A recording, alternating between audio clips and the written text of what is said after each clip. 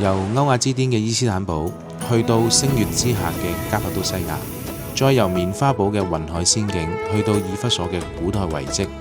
歡迎嚟到星月之國土耳其。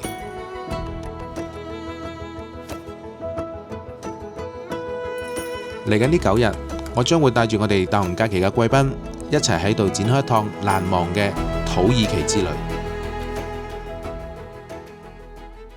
大家好，我哋嚟到土耳其最具參觀價值嘅古城之一以弗所古城，就喺我身後呢度啦。以弗所古城係地中海東部保存最完整嘅古羅馬城邦遺址，亦都係世界上最大嘅古希臘及羅馬古城。呢度有露天劇場、醫院、大理石街道、圖書館等宏偉遺跡，大家可以大飽眼福啦！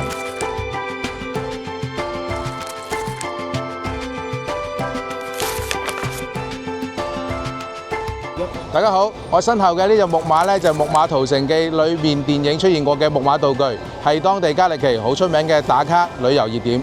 唔講住啦，我同團友仔影相啦。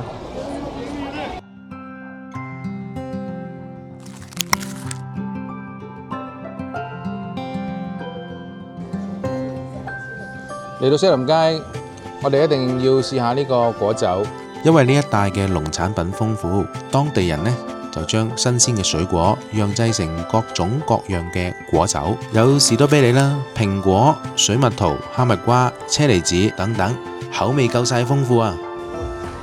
少甜唔覺喉，非常之啱飲，大家一定要嚟到試下啦！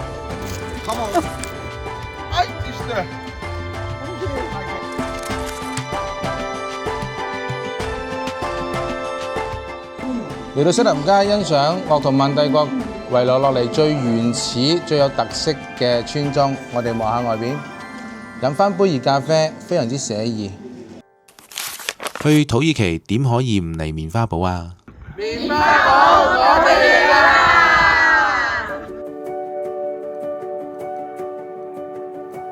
我哋終於嚟到擁有世界第8大奇蹟之稱嘅棉花堡啦！我身後呢個方向就係棉花堡，你睇下幾靚。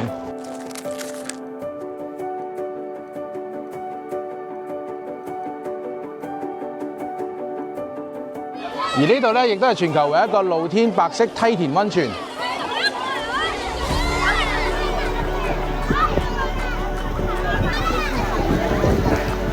如果你錯過咗呢度咁靚嘅白色梯田自然景觀嘅話咧，就好似去到埃及唔睇金字塔，去到巴黎唔睇巴黎鐵塔一樣咁可惜啊！